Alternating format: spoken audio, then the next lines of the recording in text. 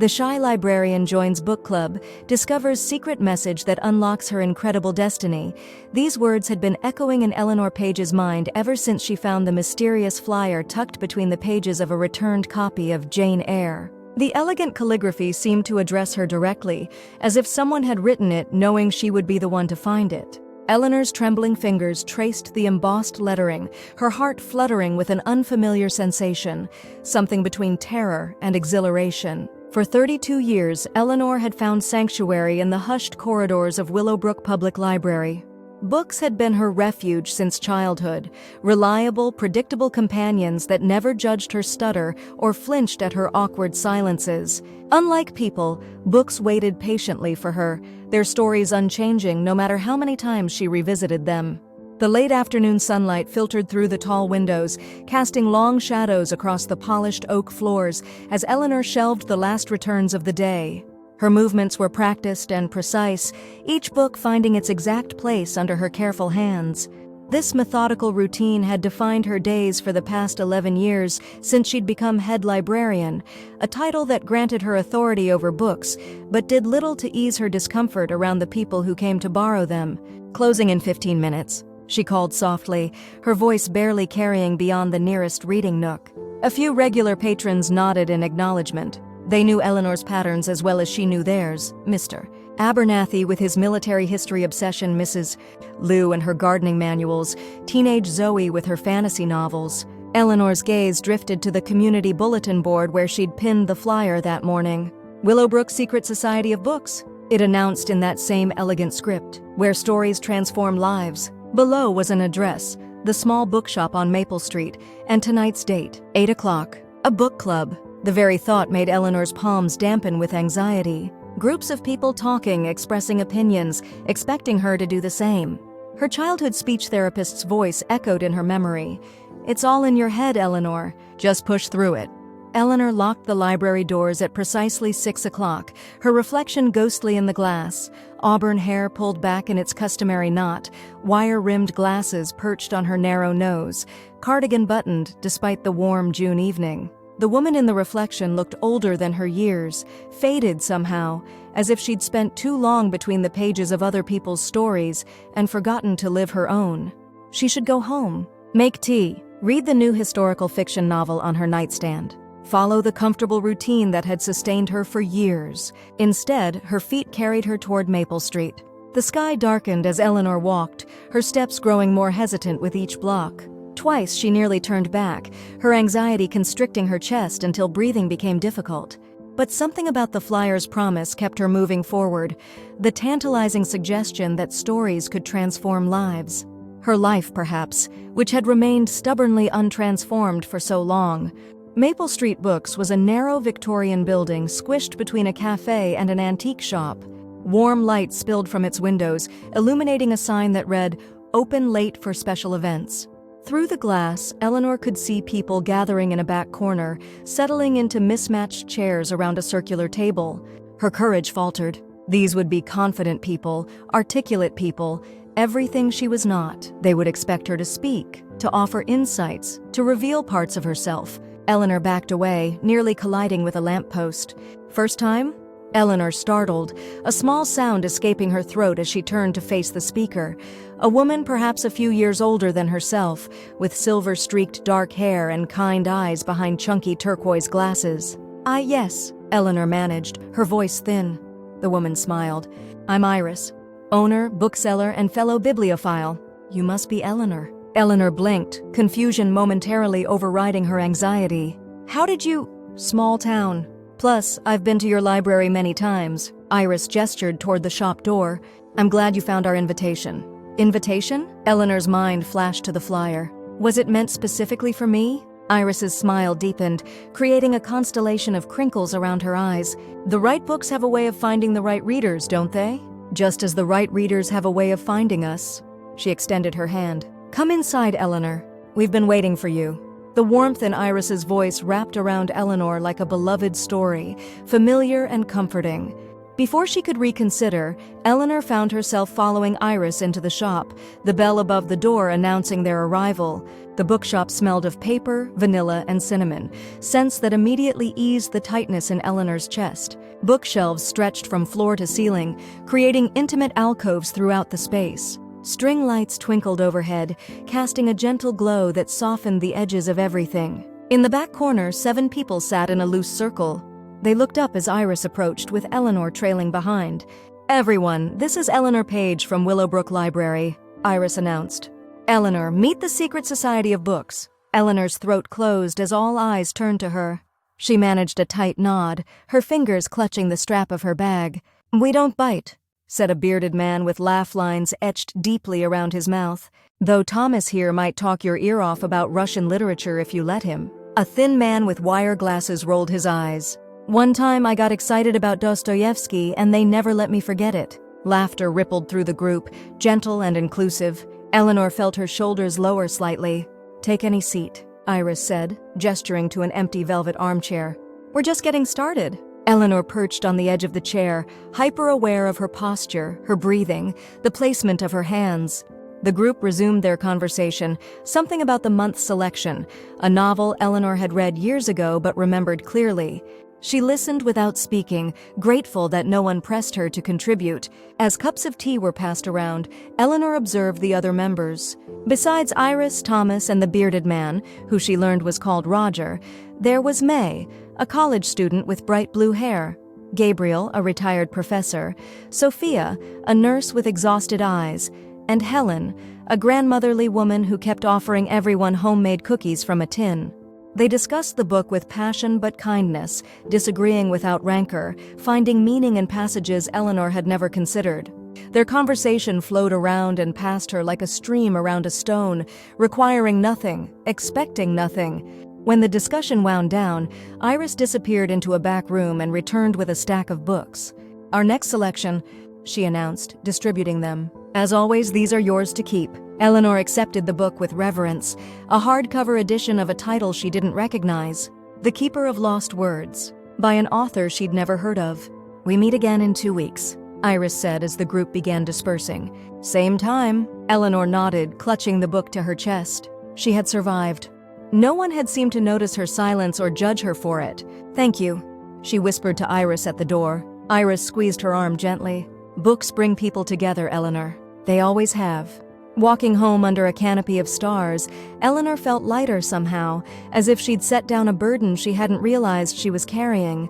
At her small apartment, she kicked off her shoes and curled up with the new book, running her fingers over its embossed cover before opening to the first page. A small piece of paper fluttered into her lap, a bookmark, handmade, with the same elegant calligraphy as the flyer. Eleanor lifted it, her breath catching as she read the words.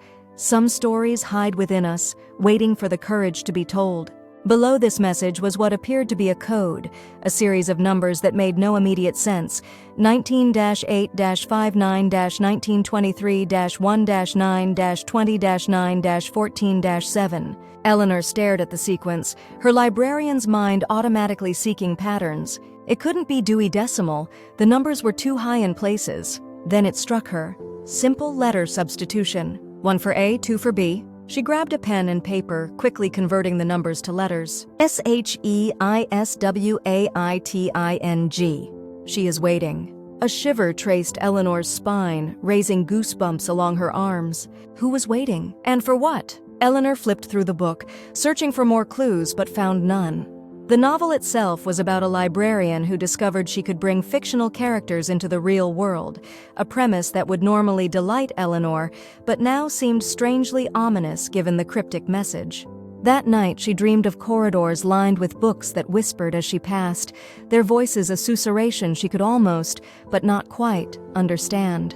She woke before dawn, the dream clinging to her like cobwebs.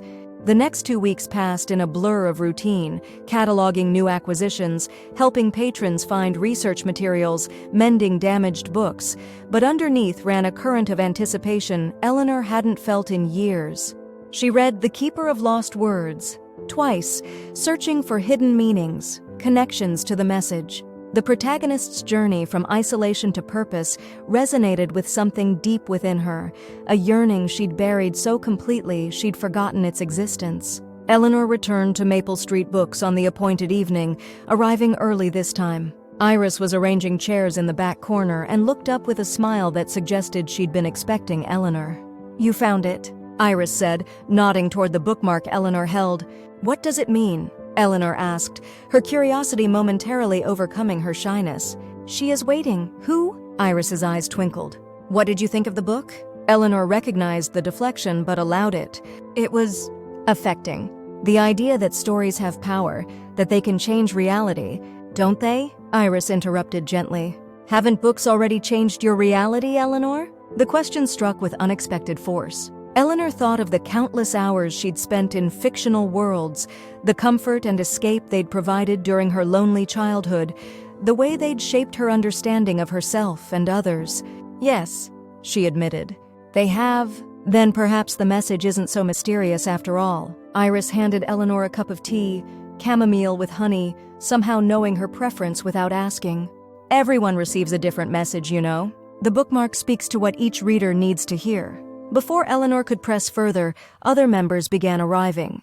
Tonight she found herself seated between May and Helen, who greeted her with genuine warmth. The discussion flowed, and this time, when Thomas asked her directly what she thought about the protagonist's relationship with the fictional characters she'd liberated, Eleanor managed a thoughtful response. Her voice wavered only slightly, and no one seemed to notice or care. Afterward, Iris once again distributed books, this time The Archivist's Secret, by another unfamiliar author. And once again, when Eleanor opened the book at home, she found a bookmark with a message. "The stories we guard most closely are often those we most need to share." Below was another code, 20-8-5-12-9-2-18-1-18-25, 1-2013-9-4-14-9-7-8-20. The library at midnight. Eleanor stared at the decoded message, her heart pounding. The library? Her library? At midnight? It seemed impossible, ridiculous even. The building would be locked, the alarm set. And yet, she thought of the book they'd just discussed, of fictional characters crossing into reality, of stories with the power to transform. Was this message asking her to take that same leap of faith? For 3 nights, Eleanor debated with herself. The rational part of her mind insisted this was foolishness, probably just Iris's whimsical way of making the book club more intriguing. But another part, a part that had been silenced for too long, whispered of possibilities beyond her carefully structured existence. On the 4th night, she made her decision. The streets of Willowbrook were deserted as Eleanor approached the library just before midnight.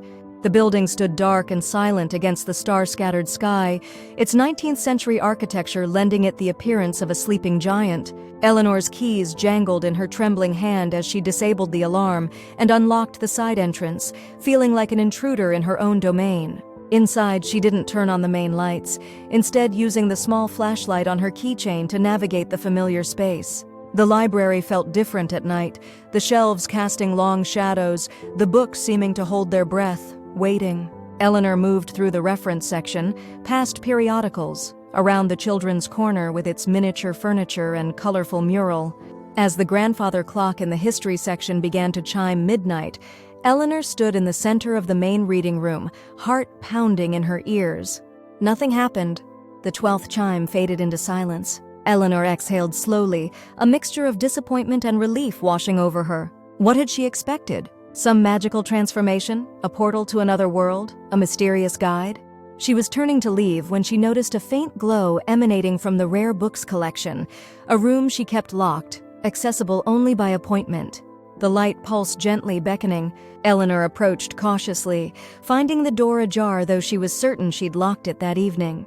She pushed it open wider, stepping into the small room housing the library's most valuable possessions. The light came from a book on the central display table, a volume she didn't recognize. It lay open, its pages emitting a soft golden radiance. Drawn forward as if in a dream, Eleanor approached the mysterious book. Its pages were covered in flowing script that shifted and changed as she watched, words rearranging themselves into new patterns, new meanings. At the center of the open pages, words began to form in familiar, elegant calligraphy. Eleanor Page, Keeper of Stories, your journey begins now. The words shimmered, then changed. Some books are doors. Some doors lead home. Eleanor reached out with trembling fingers to touch the page. The moment her skin made contact with the glowing words, the light intensified, temporarily blinding her. When her vision cleared, the book was gone. In its place lay a small golden key attached to a ribbon, and beside it a handwritten note in the now familiar script. The stories we keep safe someday keep us safe in return. The East Wing awaits its keeper. Eleanor picked up the key, its weight solid and reassuring in her palm. The East Wing? But the library had no East Wing, just the main building and the small administrative annex to the west. Confused but compelled forward, Eleanor returned to the main reading room. As she stood beneath the domed ceiling, something caught her eye, a door in the east wall where no door had existed before. Its outline glimmered faintly, visible only from certain angles, as if existing between realities. Heart-pounding, Eleanor approached. The door was old wood, darkened with age, with an ornate keyhole that matched the golden key in her hand. Before she could reconsider, Eleanor inserted the key and turned it. The door swung open without a sound, revealing not a room but a corridor lined with bookshelves that stretched farther than seemed physically possible given the library's actual dimensions. The shelves held thousands of books, their spines in every color imaginable, some glowing faintly, others seeming to shift and move when viewed from the corner of her eye.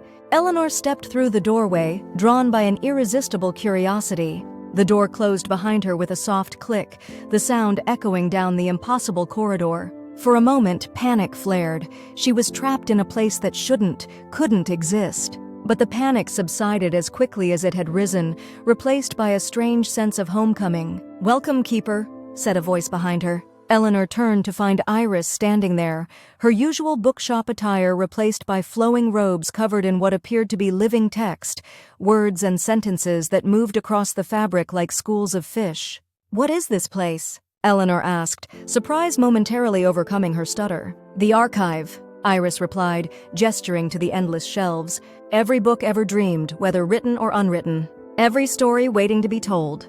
She smiled at Eleanor's bewildered expression. "And you, my dear, are its new keeper." "Me? But I don't understand." "You were chosen long ago, Eleanor. We've been watching you, waiting until you were ready." Iris touched a nearby shelf, and several books glowed in response. "The previous keeper retired after 200 years of service. The archive needs someone with your particular gifts." "I don't have any gifts," Eleanor protested. "I'm just a librarian. An ordinary librarian with social anxiety and a stutter." Iris laughed, the sound like pages turning. "Ordinary? You who feel books as extensions of yourself? You who can match any reader with exactly the story they need without knowing how you know? You who can sense the emotions lingering in returned books and understand the unspoken wishes of your patrons?" She shook her head. "The archive chose you because you already understand its heart. Stories are alive, Eleanor. They have power, real power." Eleanor's mind reeled. It was too much to comprehend, this hidden realm, Iris's revelations, the impossible responsibility being offered. "What would I have to do?" she asked, her voice small. "Protect the stories. Guide them to those who need them. Preserve the balance between imagination and reality." Iris's expression grew serious. "It's not without risks. Stories want to be told, sometimes desperately so. The powerful ones can break through without proper guidance, causing chaos in both realms. Like in The Keeper of Lost Words. That wasn't fiction? Fiction based on fact, like all the best stories." Iris gestured for Eleanor to follow her deeper into the archive. "Come, there's much to show you." As they walked, Eleanor noticed doorways leading off the main corridor, some to reading rooms where ghostly figures bent over books, others to what appeared to be different times and places. Through one, she glimpsed a medieval scriptorium where monks labored over illuminated manuscripts. Through another, a futuristic space where stories wrote themselves in light. "The archive exists at the intersection of all possibilities," Iris explained, noting Eleanor's wonder. "Past, present, future, all stories connect here." They arrived at a circular chamber with a domed ceiling mapped with constellations Eleanor didn't recognize. At the center stood a pedestal holding a massive book bound in what appeared to be living leather, its surface rippling slightly as if breathing. "The Codex," Iris said reverently. "It records every story as it emerges in the human consciousness. Some will eventually be written in your world, others will remain here too dangerous or powerful to be released. Eleanor approached the codex cautiously. Its pages turned of their own accord, revealing text in languages both familiar and utterly alien. Some words glowed brightly, others seemed to absorb light. As she watched, new words appeared on the current page, writing themselves in golden ink. "Someone is creating a story right now," Iris explained. "A child in Beijing, dreaming of dragons who speak with human voices. This is..." Eleanor struggled to find words adequate to her feelings. "Overwhelming." Iris nodded sympathetically. "It is. And you don't have to decide tonight. The archive has waited this long. It can wait a little longer." She guided Eleanor back toward the entrance. "Return to your world. Think about what you've seen. Read the archivist's secret. It will explain more than I can in one night. And then come to the next meeting of the Secret Society of Books. Your answer will be clearer by then." When Eleanor stepped back through the door into her library, she found it unchanged. The same shadowy stacks, the same silence. The door to the archive vanished the moment it closed behind her, leaving only smooth wall where it had been. Only the golden key in her hand proved she hadn't dreamed the entire experience. The following days passed in a haze of disbelief and wonder. Eleanor performed her duties mechanically, her mind constantly returning to the archive and its impossibilities. She read The Archivist's Secret in a single night, finding in its pages a detailed, if fictionalized, account of the archive's purpose and powers. The protagonist, like Eleanor herself, had been a reluctant keeper who ultimately found purpose in guiding stories to those who needed them most. But could she do the same? Eleanor, who had spent her life hiding behind books rather than sharing them? Who struggled to speak to strangers, who avoided attention, who had constructed a small, safe life precisely because it demanded so little courage.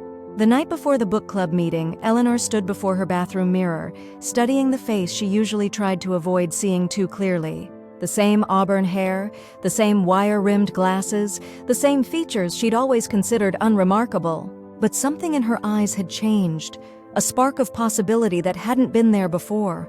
"The stories we guard most closely are often those we most need to share," she whispered to her reflection, echoing the bookmark's message. Her own story had been one of retreat, of safety sought at the expense of connection.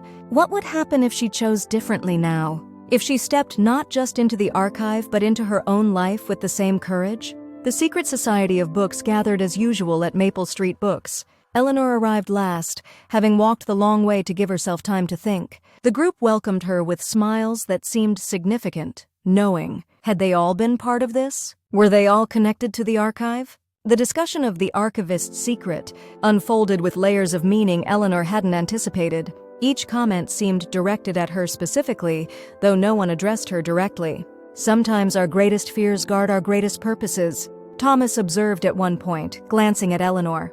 "And our deepest wounds become our most powerful gifts," added Sophia, her exhausted eyes momentarily bright with something Eleanor now recognized as otherworldly knowledge. When the discussion concluded, Iris did not immediately distribute new books. Instead, she looked directly at Eleanor. "I believe our newest member has a decision to share." All eyes turned to Eleanor. The familiar panic rose, constricted throat, racing heart, dampening palms. But beneath it was something new, certainty. "I'll do it," she said, her voice stronger than she'd expected. "I'll be the keeper." The group broke into applause, their faces transformed with genuine joy. One by one, they approached to embrace her, even Thomas, who whispered, "Dostoevsky would approve." Eleanor found herself returning their embraces without her usual discomfort, as if accepting the role of keeper had already begun changing her from the inside out. Afterward, Iris walked Eleanor back to the library. The night was clear, stars spilling across the sky like scattered diamonds. "It won't be easy," Iris warned. "The archive demands much from its keeper. You'll need to learn its pathways, understand its principles, develop your abilities." "Will I have to leave my job? My life here?" Eleanor asked, suddenly worried about the practical implications. Iris shook her head. "No, quite the opposite. Your position as librarian is perfect. It gives you legitimate access to the archive's primary entrance and puts you in contact with the readers who need guidance. But you'll need to open yourself more, Eleanor. Stories need a voice, and you must become that voice." They stopped before the library's entrance, its Gothic facade silvered by moonlight. "Am I ready?" Eleanor asked, doubt creeping back. "No," Iris answered honestly. "No keeper ever is at first. But you will be." She pressed something into Eleanor's hand, a new bookmark. "Your training begins tomorrow night. For now, rest. And remember, you were chosen because the archive recognized in you what you have yet to see in yourself." After Iris departed, Eleanor examined the bookmark. Instead of a coded message, it held a simple affirmation. The shy librarian steps into her destiny, one story at a time. In the months that followed, Eleanor's life transformed in ways both subtle and profound. By day, she remained Willowbrook's head librarian, but her approach to the role shifted. She began recommending books more confidently, sometimes pulling titles she'd never consciously noticed before, guided by an intuition that grew stronger with each passing week. Patrons remarked on the uncanny perfection of her suggestions, books that somehow addressed their unspoken needs, answered questions they hadn't voiced aloud. By night, Eleanor trained with Iris and the other members of what she now knew was the archive's Council of Guardians. She learned to navigate the archive's seemingly endless corridors, to read the Codex's shifting text, to sense which stories were nearing the threshold between imagination and reality. She discovered her own unique talent. She could hear the whispers of unfinished stories, the ones languishing in desk drawers or abandoned computer files, the ones their creators had lost faith in. The stutter that had plagued her since childhood gradually receded as Eleanor found her voice, first in the safety of the book club, then with library patrons, eventually with strangers.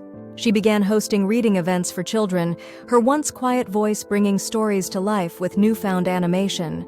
Parents commented on her gift for selecting just the right tale for each group, not knowing that sometimes the stories Eleanor read came directly from the archive, never published in the ordinary world.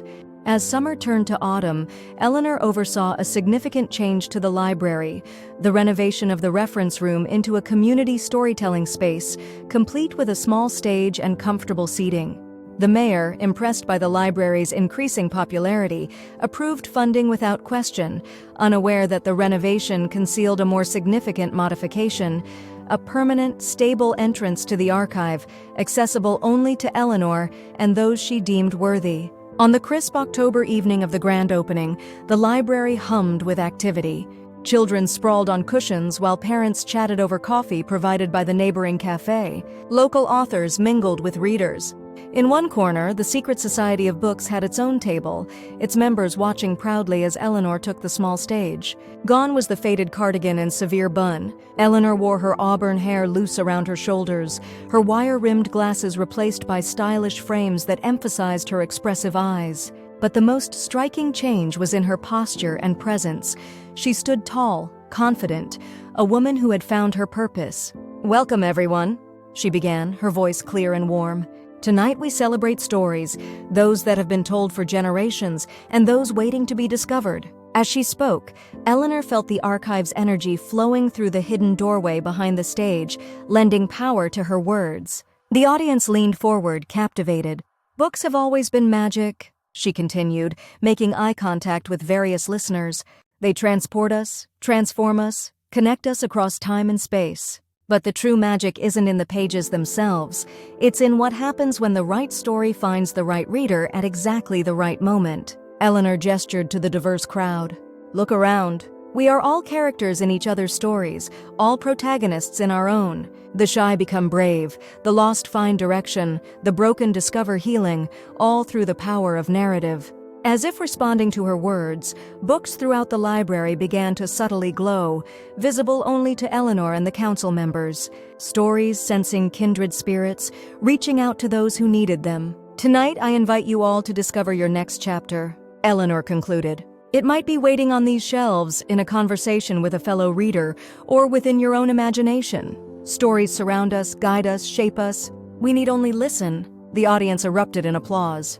As people dispersed to explore the renovated space, Iris appeared at Eleanor's side. "Well done, Keeper," she said softly. "The archive is pleased." Eleanor smiled, watching as a young girl with haunted eyes discovered a faintly glowing book on a lower shelf, a story specifically about childhood grief that would help her process her recent loss. Nearby, an elderly man with trembling hands found himself drawn to a volume that would reignite his passion for painting. A teenager with anger simmering beneath his surface was gravitating toward a novel that would help him understand and channel his emotions. "They don't know, do they?" Eleanor asked. "How literal it is when we say books change lives?" "Some suspect," Iris replied. "The sensitive ones, the dreamers. But most believe the magic is metaphorical." She squeezed Eleanor's hand.